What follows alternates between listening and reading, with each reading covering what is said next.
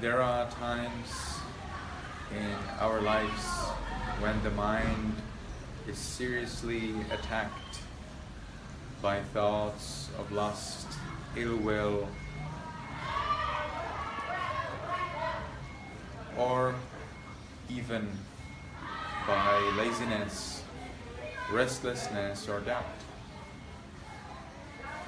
The Buddha in Majjhima Nikaya 20 Vitakkasanthana Sutta has explained 5 ways how to deal with those thoughts.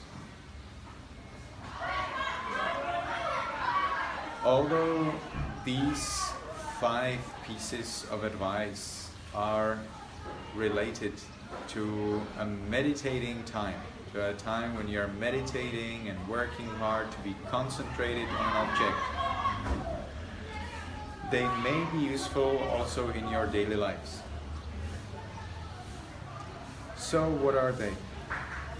Number 1, the Buddha has explained that we can do away with an unskillful thought by substitution. We can simply substitute a lustful thought for a thought on impurity of the body. So when the idea of lust arises in the mind, the Buddha suggests that we consider the hair, body hair, nails, teeth, skin, flesh, bones, bone marrow, and any other parts of the body in the way they really are. And consider them as indeed they're impermanent, they're stinking, they are repulsive, they cause suffering. I do not have good control over them. Ultimately, there is no control over them. So we consider the body as such and the lust may disappear. Or when there is hatred, when we have thoughts of hate in the mind, we can consider loving kindness. We can replace thoughts of hate by thoughts of loving kindness, and so on and so on. So whatever are those unskillful thoughts, we just replace them by another thoughts, possibly those which would counter the unskillful. The second suggestion is that we consider the danger in those thoughts. So if a monk thinks about lust, then the monk's meditation progress may get to a halt. It may stop, it may deteriorate, may be lost. As a monk considers his progress, his spiritual progress, of his purity of mind, or his progress toward attainment of psychic powers such as flying in the sky, not with an airplane, or using a money note for free anytime he wants, or disappearing, appearing, or reading another person's mind, or walking over the water without any help, or walking through doors locked, or walking through walls or mountains, sinking in the ground and appearing somewhere else, remembering his past lives, or visiting the heavenly worlds or worlds of hell or any other realms, not by his mind-made body, by astral traveling, but by his physical body. And when the monk considers the possibilities through which he may attain those psychic powers, or in the best case, hopefully in the standard case, the freedom from all greed, hatred, ignorance, and thereby freedom from rebirth, the monk may consider that there is a big danger in those unskillful thoughts, because they may stop that progress, they may hinder the progress or totally destroy it. The third suggestion from the Buddha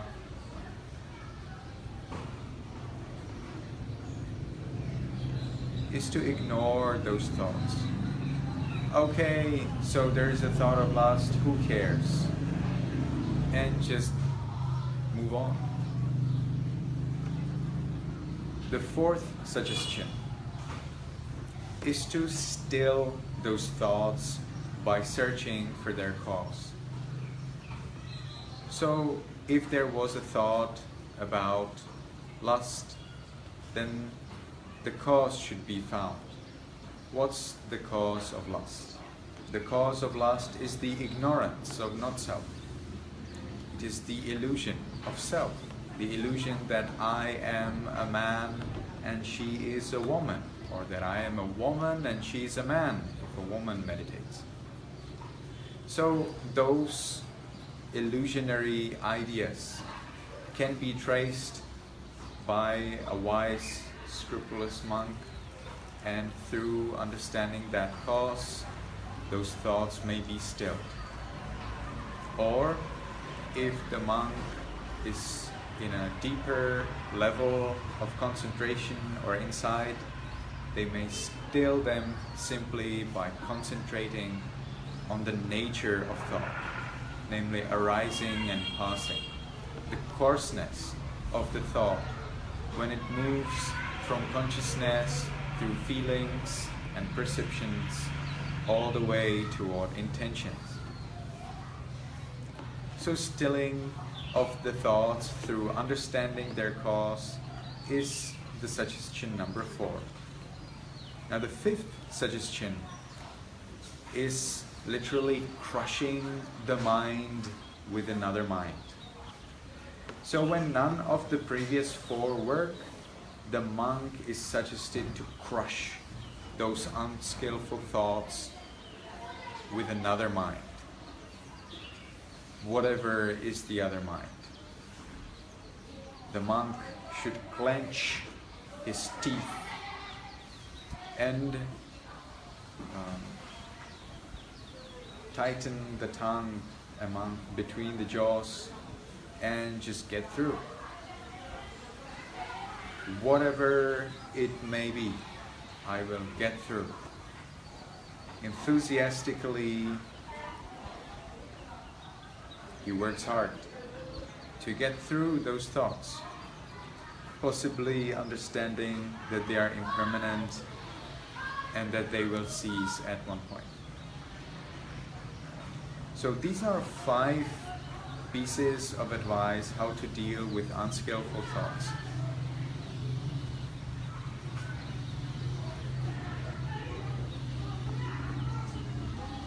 Mano uppangama dhamma mano siddha manomaya starts the famous Dhammapada, one of the most read book of Theravada Buddhism.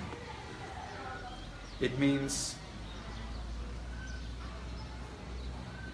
that all of the intentions, all of the good deeds, all of the bad deeds start with the mind.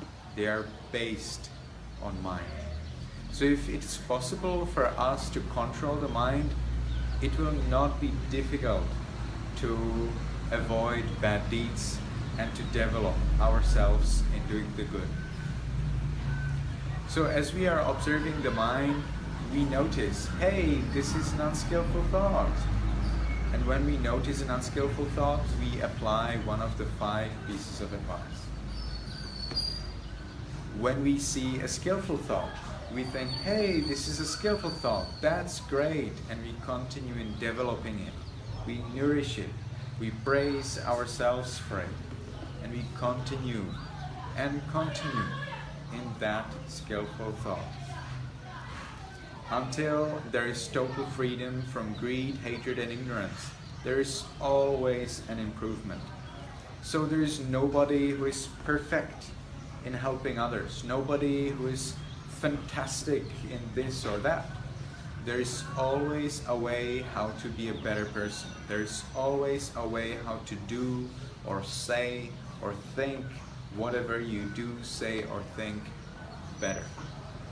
So considering this fact, hey, I'm not totally free from all levels and grades of greed, hatred, and ignorance. Therefore, I can be better. With that consideration, with that attitude, we always consider what are we doing and how could we do it better. Better here means to benefit ourselves and others at the same time. So that was a tiny Dhamma talk from me.